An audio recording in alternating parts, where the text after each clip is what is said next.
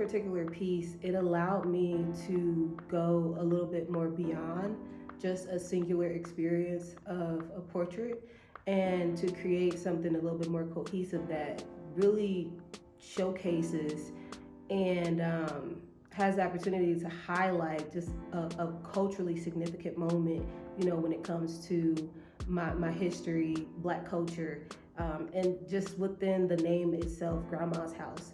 If I was to say that to anybody that grew up in a Black community, that would be so impactful and so meaningful, and that is a shared experience that we have with our culture, and being able to really develop experiences and grow through our youth under the form of a matriarch. When we think about the figure of the grandmother, I feel like in the Black community, she is the prized possession. She is the keeper of the secrets. She is the whisperers to the babies. And, she really holds the family structure together. Having the opportunity to literally grow up with my grandmother in my house, I didn't really get the opportunity to go to Grandma's house. And I had an unlocked memory when I was really young, before she moved in.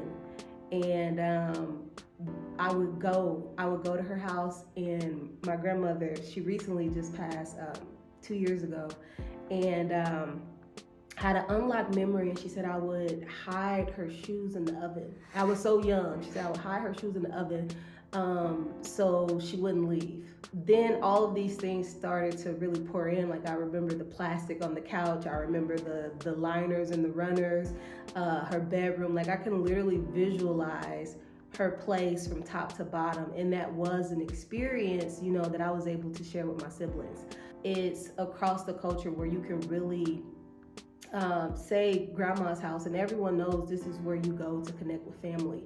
This is where you go to continue tradition, to learn the history, of the family, things to pass down, recipes and things of that nature. Being able to really connect with cousins and aunts and uncles, it's like this is the meeting ground. So being able to really showcase that and to share that within this particular piece, it embodies all of that from my perspective.